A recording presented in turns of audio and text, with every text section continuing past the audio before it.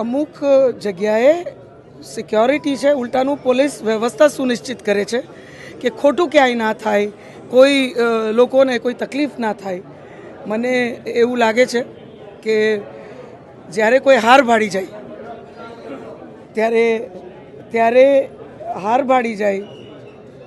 ત્યારે સ્વાભાવિક રીતે ફરિયાદ સિવાય બીજો કોઈ વિકલ્પ નથી હોતો.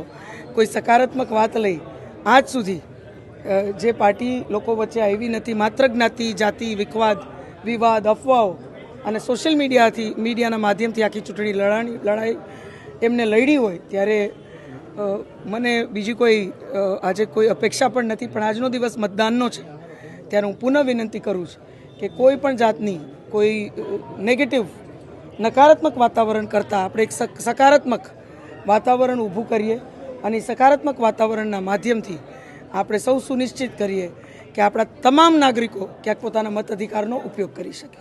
લોકશાહીના મહાપર્વમાં આપણી લોકસભાની ચૂંટણીમાં આજે મેં મતદાન કરી અને મારું નાગરિક તરીકેનું દાયિત્વ, મારી ફરજ અહીંયા પૂરી કરી છે.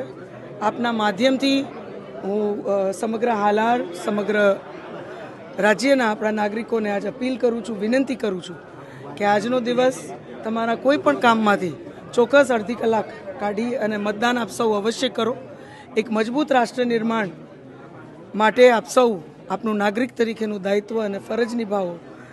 આપણે સૌ આપણી જાગૃતતા અને સમરસતાની પ્રતિતિ ક્યાંક મતદાનના માધ્યમથી કરીએ, એવી પણ હું આપ સૌને અપીલ કરું છું. વિકસિત ભારતના આપણે એક મજબૂત અંગ બનીએ, આપણા સુધી આપણા અધિકારો પહોંચે, બધી જ વ્યવસ્થાઓ પહોંચે, એક સુરક્ષિત વાતાવરણ આપણને પ્રાપ્ત થાય, એક સમરસ વાતાવરણ પ્રાપ્ત થાય. એના માટે પણ આજ આપ સૌ મતદાન અવશ્ય કરો, એવી હું આપ સૌને હૃદયપૂર્વકની અપીલ કરું છું. આજે આ લોકશાહીનો મહાપર્વ સમગ્ર હાલારમાં જ્યારે ઉજવાઈ રહ્યો હોય, ત્યારે હું તમામ પાર્ટીના કાર્યકર્તાઓ જે છે એમને પણ હું અપીલ કરું છું કે દરેક પોલિંગ સ્ટેશન ઉપર આપણે એવું વાતાવરણ બનાવીએ જ્યાં નાગરિકોને કોઈ ભય ના રહે, કોઈ પ્રેશર ના રહે, એ બહાર નીકળી અને પોતાના મતાધિકારનો ઉપયોગ કરી શકે, એ પ્રકારનું આખું વાતાવરણ જાળવીએ. સમગ્ર હાલાર એક મોટો પરિવાર બની, સમરસ બની અને આપણે લોકશાહીનો આ મહાપર્વ સાથે મળીને ઉજવીએ, એવી અપીલ કરું છું. નાગરિકોને પુનઃ વિનંતી કરું છું કે આપ સૌ વડીલો, આગેવાનો પરિવાર સાથે બહાર આવો, આપણા તમામ પરિવારો બહાર આવે અને આજે મતદાન ચોક્કસ કરે, એ આપ સૌ સુનિશ્ચિત કરો, એવી હૃદયપૂર્વકની આપ સૌને અપીલ કરું છું.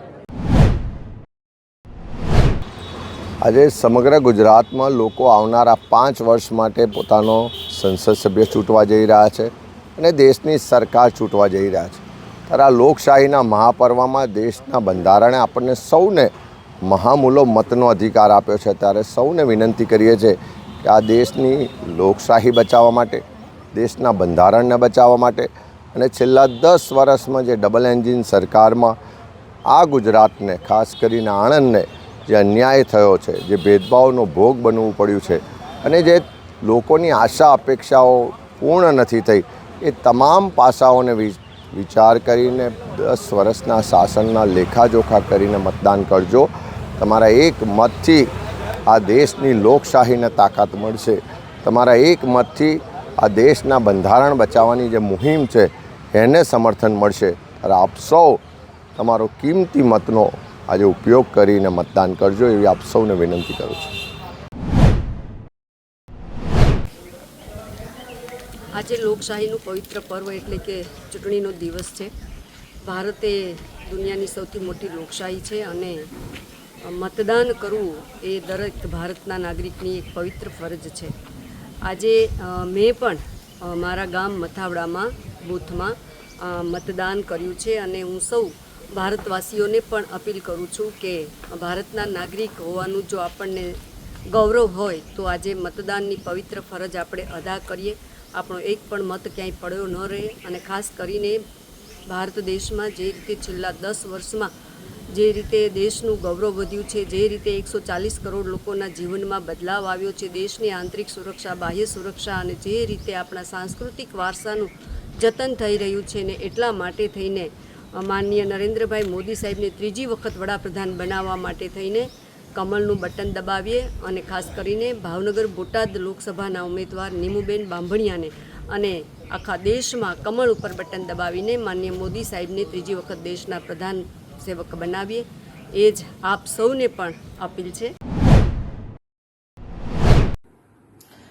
નમસ્કાર, હું સાગર રબારી સમગ્ર ગુજરાતના મતદારોને એમાંય વિશેષે ભાવનગર લોકસભા અને ભરૂચ લોકસભાના તમામ મતદાર ભાઈ બહેનોને હૃદયપૂર્વક અપીલ કરું છું, જે લોકોને હજી મત આપવાના બાકી હોય પ્લીઝ મહેરબાની કરીને મતદાન મથક સુધી જાઓ અને આપનો કિંમતી મત આપો.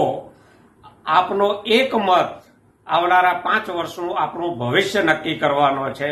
સુશાસન, રોજગારી, ખેડૂતોનું હિત, એને માટે શિક્ષણ અને આરોગ્ય માટે આપનો એક મત ખૂબ કિંમતી છે. સમય કાઢીને જાઓ અને મતદાન અવશ્ય કરો. આભાર. આજે મેં મારા પરિવાર સાથે લોકશાહીના મહાપર્વ મતદાનના દિવસે મતદાન કર્યું છે. જેટલા પણ લોકો ગુજરાતમાં હજી બાકી હોય એ બધાને મારી વિનંતી છે કે વધુમાં વધુ મતદાન કરીએ, આપણો મતદાનનો અધિકારનો ઉપયોગ કરીએ. લોકતંત્રમાં મતદાન કરવું અને મતદાન કરાવડાવવું એ મોટું પર્વ છે, મોટી ફરજ છે આપણી સૌની.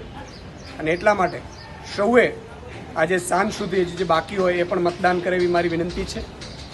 અને આ હક આપણે જ્યારે બંધારણ લાગુ પડ્યું લોકશાહીમાં 1951-52થી ચૂંટણીઓ શરૂ થઈ ત્યારથી આપણે લાગુ પડ્યો છે, પરંતુ હજુ પણ 65-70% માન આપણે પહોંચીએ છીએ.